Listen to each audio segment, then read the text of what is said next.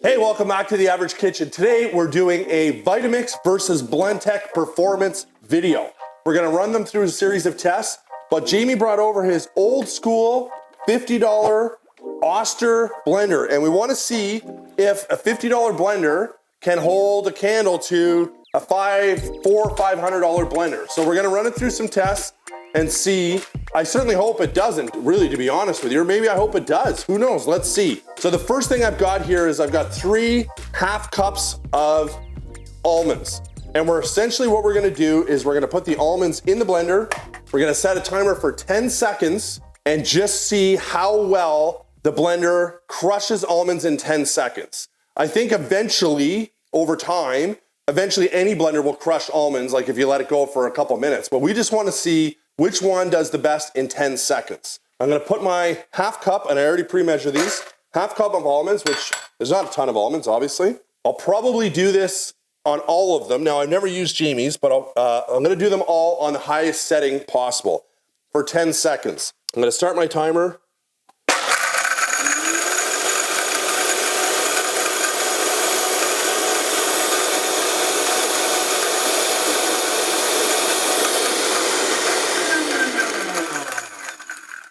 All right, we're trying to figure out, okay, how long should we do this test for?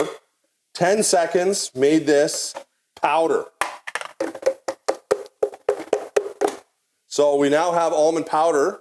The first thing we're gonna do is we're gonna do an almond crush test. Basically, we're just gonna put in half a cup of almonds, one at a time, give it like 3 pulses and see what the results are. So I got half cup of almonds, we're gonna pour that in. And we're gonna give it 3 pulses.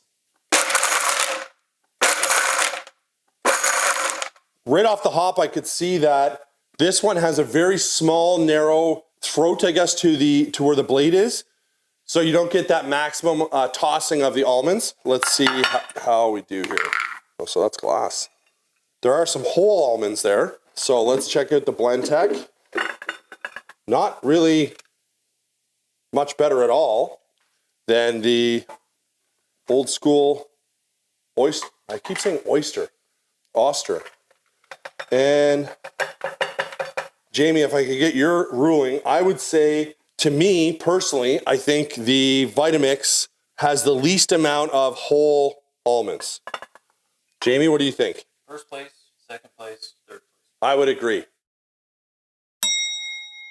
Now we're gonna have the fun job of getting these cleaned up, and then we're going to do another test. So I've got just over a cup of ice in each bowl here, and we're just gonna throw that in, and I think we're gonna use the pulse function again and see how well that works.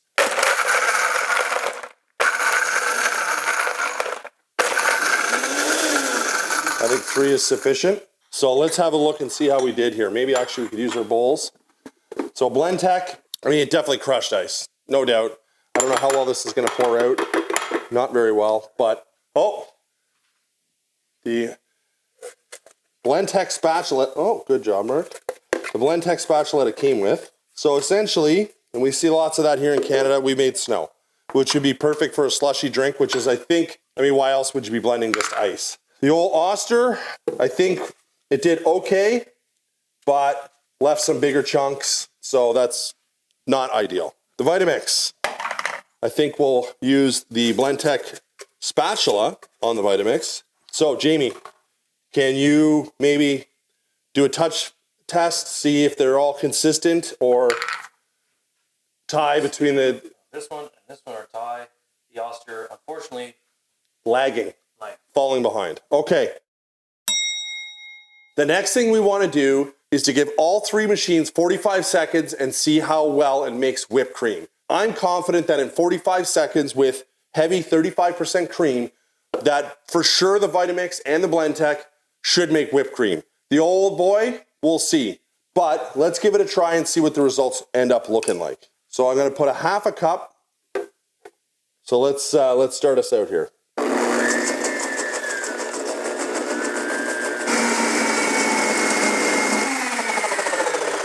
So Blendtec certainly looks like whipped cream. So a little loose. That could be possibly because we did that one first, and it had a few minutes to sit, but it is a little bit loose. Oster. Certainly looks like whipped cream, but actually say at first glance, I know Jamie's boy, his horse here is the Blendtec, but at first glance, Oster may have done better than the Blendtec Vitamix. So, okay, much like the other ones, loosey-goosey, could be on all of these that maybe, and I'm thinking, just thinking out loud here, that the results may have been a little thinner on the Blendtec and the Vitamix because the revolutions per minute is a lot higher than the old school blender and therefore generates heat and makes it thinner. But if we are going by the 45-second test, Jamie, what do you think here? I would say, by looking at this, the Oster appears to have the best looking whipped cream in that amount of time. Too much heat from the other ones, but again, it's hard to sort of measure all of this, but we just wanted to do some fun tests to sort of show. They all make whipped cream. I think if you own the Vitamix or if you own the Blendtec, maybe you would adjust those times and reduce them slightly. All right, so the next thing we're gonna do is the smoothie test. And what's kind of interesting about this, the way we're gonna do it, and there was much discussion on what cycles, because the Blendtec actually has a smoothie cycle. I believe the Oster does as well, whereas the Vitamix does not. It's just got this variable speed that you would start it low and crank it up. So we wanna make sure that we're giving a sort of fair shake to each piece of equipment. So we're just gonna do our best with that. The one thing we're gonna do is like a sieve test though, is to see each one what residue or residual pieces it leaves behind. So I think that might be kind of cool, because if it's going to be a smoothie, you want it to be smooth. So essentially what we have here for each is a cup of blueberries, a red apple, we're going to throw in a handful of spinach, and a cup of water, and we're going to see how what the results are of each. Okay, and see what happens.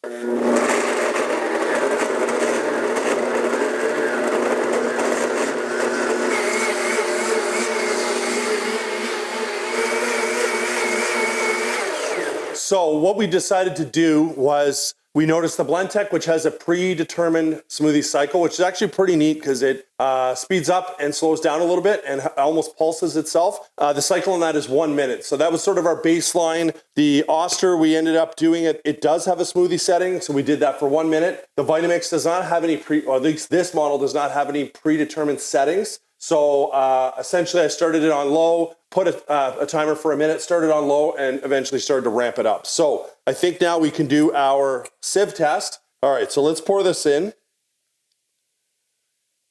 Okay, so what I would say about this, if we look at this, there is some residual, but I don't see any pieces of apple or spinach or anything like that. Do you, Jamie? Nothing that I think that if you consumed and drank, that you would be like, oh, like there's a piece of spinach stuck in my teeth. So I think that did a pretty good job. So now we're gonna check out the Oster. I got the sieve. I'll show you just for transparency. The sieve all cleaned up, and as well as that bowl. So we're gonna pour this one through and see how that one does.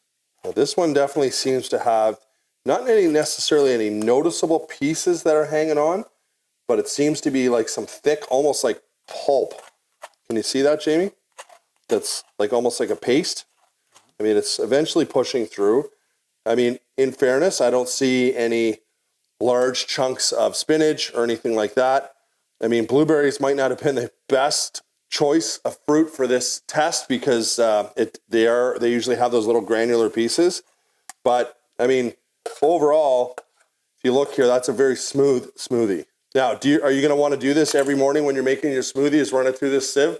Absolutely not. We're only doing that for the purpose of this test. So the last one, the Blendtec, I did want to make a note that when I was cleaning the screen, the sieve here, after the Oster, even though it was really hard to show on the camera, take my word for it, it was a little bit more of a pain to clean than the Vitamix was. There was more granular that was stuck, and you could see how fine. There's still actually, I missed a couple. There's still a couple here and there. But I think that for the purpose of the video, you get the idea of what we're trying to show. So the last one, Blendtec. So already I could tell that this definitely, compared to the last one, like way faster to get right down to this point here. I would say, Jamie, give me your opinion. I would say this one, the Blendtec, has the least amount of residual, I guess, chunks left in the sieve. What do you think, Jamie? Well, on the eye test, I would say it looks the most see-through. Okay, so the most transparent. So this one appeared to have blended or smoothied the products or the items that we put in there, the best of the three. So when we shot the Blendtec video, standalone in itself, we learned during the unboxing and in the demo that it has a cleaning cycle built right into, I guess, what is that, like the database or the program settings or whatever. And essentially what it said was you put in about not quite halfway of the reservoir of warm water and like a drop of dish soap, and then you run it through the cycle. And it does an amazing job cleaning the inside, especially when we made nut butter. It did an amazing job cleaning it. So we sort of stole that idea because it's not that I read, doesn't show to do that in the Vitamix, but we stole that idea and did it in the Vitamix. And then we used the same idea as well on the Oster. And it really does a good job of getting in between the blades and cleaning everything or whatever. So we wanted to talk about that. So we're gonna get these cleaned up, and the next thing we're gonna make is a cream of carrot soup.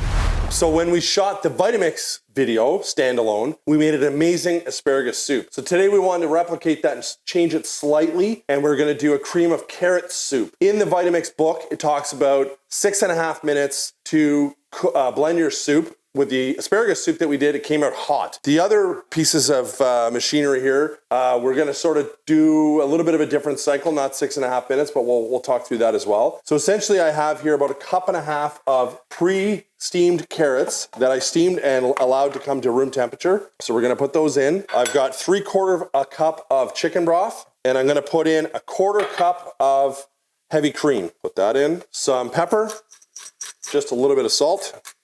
And that's it. And then we're gonna put this on. And what they suggest is to start it out on slow and eventually bring it up to high, but 6.5 minutes. So I am gonna start my timer.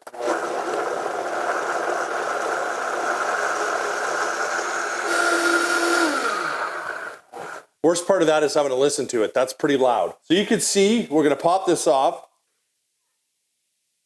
Steaming hot, ripping hot. So it is, well, it's not bad, but it is a thicker soup. You can see the color of it is absolutely gorgeous. Let's see what it tastes like. Wow, super hot. Wow, that is so good. Wow. Okay, I'm not exaggerating. That is one of the best soups I've ever tried. Fantastic. Let's get this pushed aside, and we're gonna try one of the other blenders and see how it does with soup. Now the Blendtec, what we've learned, and again, we're learning about this too, is the maximum cycle the Blendtec you can run it is 90 seconds. So what we're gonna do is we're gonna put all of this in, we're gonna run it for 90 seconds, and we're gonna check it for the viscosity of it, and we're check it for temperature. I certainly don't think it's gonna get nearly as hot as the Vitamix did. 6.5 minutes, you saw that big cloud of steam roll out of it. I don't think we're expecting that from this, but we'll check it out. Let's throw the lid on, make sure it's on properly. We definitely learned that before, but sometimes you gotta sort of make sure all the lid is on all the way around. And we're gonna set it for 90 seconds and see what happens.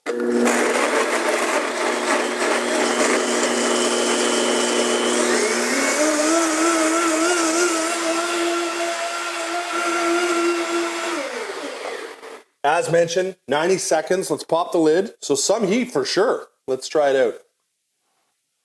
The texture of it is perfect. Super silky smooth, but it's not hot. It's just above room temperature. So for fun, let's throw the lid back on another cycle for 90 seconds, just to see if it will raise the temperature at all. So definitely the downside of doing blender videos is the noise. These are very impressive machines, but they're so loud. All right, so we've definitely increased the heat, there's no doubt. Not quite as piping hot as the Vitamix, but certainly hot. Pour it out and see how it looks. Could you serve it at that temperature?